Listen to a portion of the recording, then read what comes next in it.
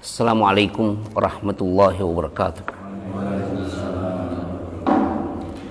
Innal hamdalillah nahmaduhu wa nasta'inuhu wa nastaghfiruh wa na'udzu billahi min shururi anfusina wa sayyiati a'malina. May yahdihillahu fala mudhillalah wa may yudlilhu fala hadiyalah. Wa ashhadu an la ilaha illallah wahdahu la syarikalah wa ashhadu anna Muhammadan abduhu wa rasuluh. Amma ba'd. Kita lanjutkan pembacaan Zadul Muhajir ila Rabbih, bekal berhijrah, dari halaman 61. Pertemuan sebelumnya membahas kesimpulan Ibnu Qayyim tentang definisi waliul amri atau ulil amri, yang kesimpulannya bukan hanya sekedar orang yang memiliki kekuasaan, tetapi harus dipadukan dengan orang-orang yang berkompeten dalam ilmu syar'i dan sama-sama menerapkan hukum syar'i. Jadi banyak yang tidak memenuhi kriteria kalau mau dibahas secara lebih dalam. Di situ ada sa'adatud darain, kebahagiaan dunia akhirat. Summa qala ta'ala dzalika khairun wa ahsanu ta'wila. Kemudian Allah Subhanahu wa taala berfirman, dzalika khairun wa ahsanu ta'wila.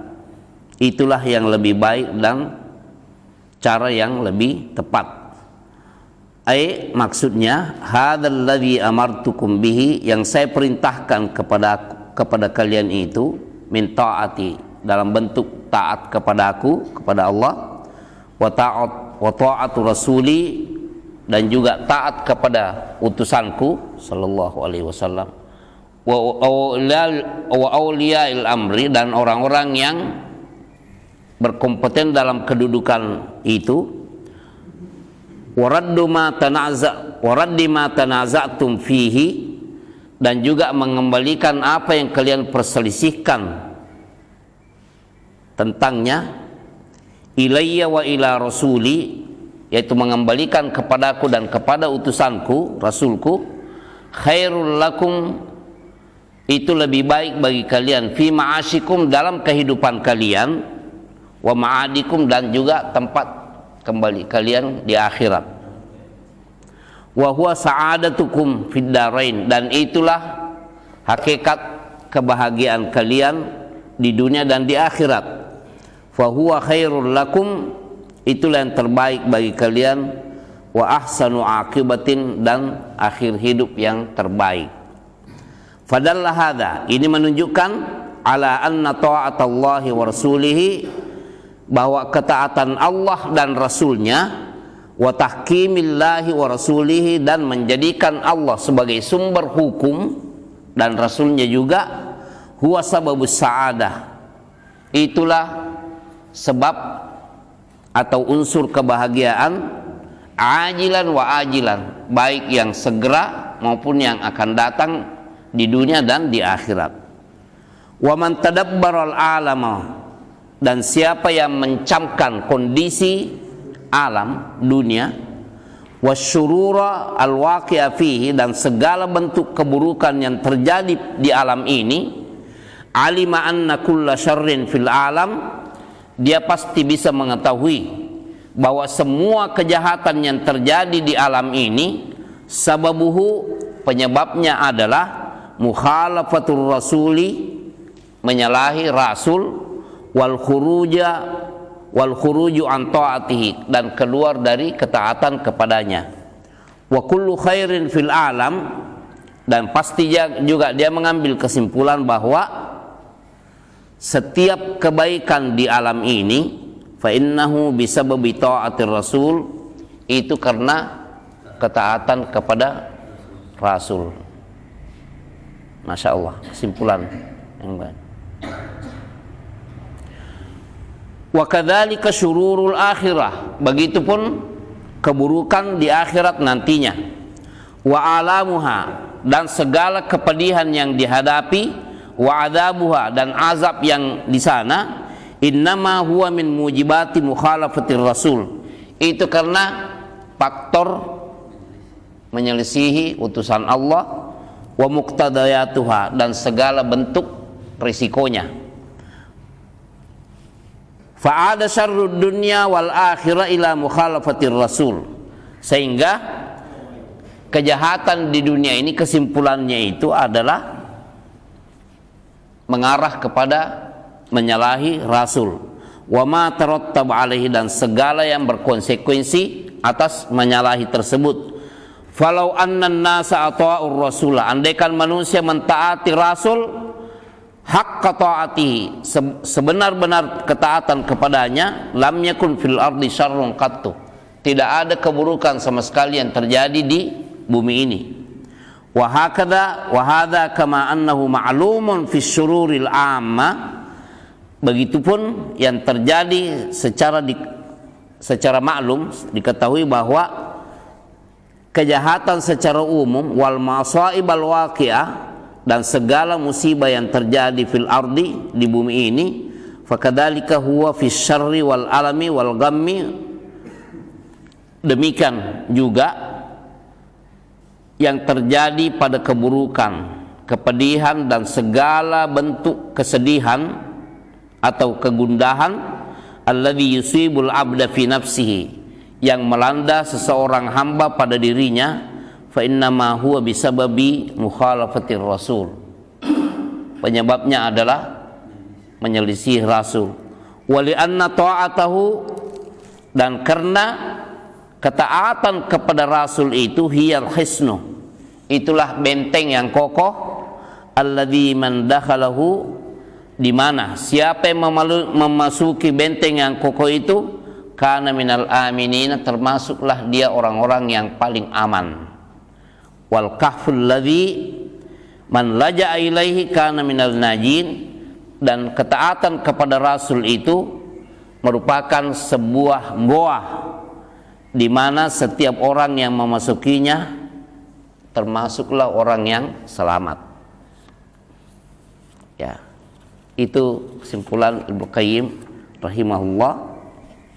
Dia katakan selanjutnya, fa'ulima anna syururat dunya wal akhirah, maka diketahuilah bahwa segala bentuk keburukan di dunia dan di akhirat, innama huwal jahlu, yaitu ketidaktahuan, bima ja'a bir Rasul sallallahu alaihi wasallam, ketidaktahuan tentang apa, ajaran apa yang dibawa oleh Rasulullah sallallahu alaihi wasallam, wal khuruju anhu, dan juga adanya unsur kesengajaan menjauh dari tuntunan Rasulullah sallallahu alaihi wasallam.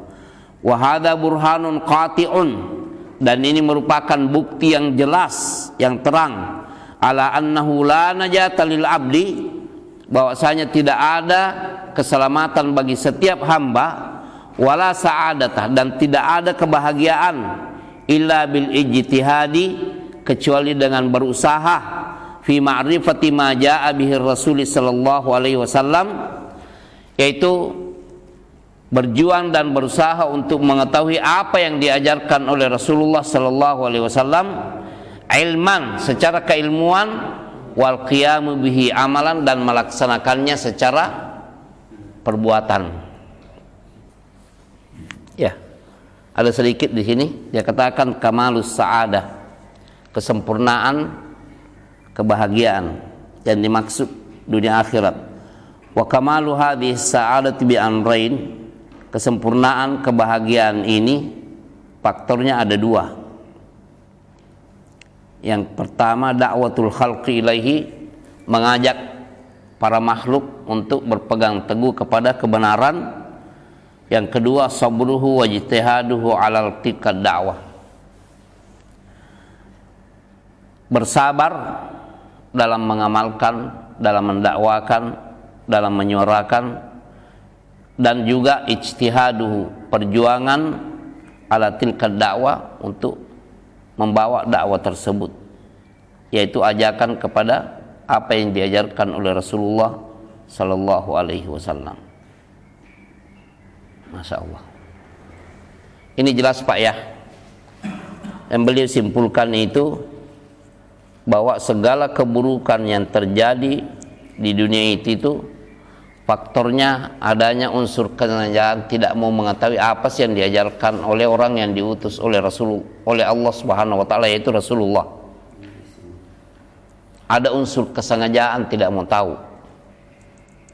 Begitu juga sudah tahu tapi menjauh, keluar dari ketaatan.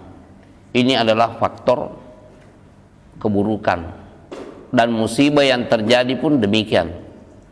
Ya, antum lihat sendiri sebagai bentuk pembuktian, terkadang orang melakukan kebaikan atas dugaan bahwa dia ingin berbuat baik, tapi dalam kenyataannya dia mengarah kepada keburukan, karena niat baiknya itu tidak disertai dengan kebaikan yang diajarkan oleh Rasulullah Sallallahu Alaihi Wasallam. Anda berikan contohnya, contoh yang nyata dalam kehidupan kita ini. Orang kalau berbicara poligami, semua ini laki-laki mengatakan itu baik, itu sunnah Rasul, banyaklah yang maju melakukan. Tetapi ketidakadilan yang diajarkan oleh Rasulullah, tidak istiqamah di dalam adil antara istri-istri sebagaimana yang diajarkan oleh Rasulullah, ketidakadilan ini memunculkan banyak masalah, keributan, belum risiko akhiratnya nanti. Dia akan datang pada hari kiamat dalam keadaan wajah yang tidak bertulang, seperti yang diberitakan oleh Rasulullah Sallallahu Alaihi Wasallam, bahwa orang siapa yang memiliki lebih daripada satu istri, lalu dia hanya condong kepada satunya dan melalaikan yang ini, ya nanti akan datang pada hari kiamat dalam keadaan. Nah itu makanya kenapa ini kesannya poligami itu pada saat ini itu orang mengatakan padahal ini kan syariat kan. Ya penyebabnya orang-orang yang melakoni itu tidak benar caranya. Adanya ketidakadilan, nampaknya perasaan takut kepada istri pertama dan lain-lainnya. Ini semuanya yang membuat orang mengatakan memang tidak baik. Ya image-nya seperti itu, karena yang melakukannya itu berani tapi takut, berniat baik tapi perbuatannya buruk. Dia tidak serasi jadinya. Kalau memang mau mengamalkan, ketahui dulu faktor-faktor keilmuan yang terkait dengan hal tersebut. Apa yang mesti Anda lakukan kalau berani melakukannya, dan konsekuensinya apa. Itu. Begitupun hal-hal yang lainnya. Ini hanya sekedar contoh pada kehidupan kita yang berisiko dalam kehidupan selama kita di dunia, dan juga akan berisiko nanti ketika di sana. Banyak contoh-contoh yang lain yang pada dasarnya selalu mengarah kepada satu kesimpulan, bahwa barang siapa yang melalaikan apa yang diajarkan oleh utusan Allah, siap-siap berhadapan dengan segala bentuk keburukan, baik yang lahir maupun batin, baik di dunia maupun di akhirat. Kesimpulannya, ya mari kita berusaha mendalami apa yang diajarkan oleh Rasulullah Sallallahu Alaihi Wasallam dan mengamalkannya. Demikian. Subhanakallahumma bihamdika asyhadu an la ilaha illa ant astaghfiruka wa atubu ilaik. Wassalamualaikum warahmatullahi wabarakatuh.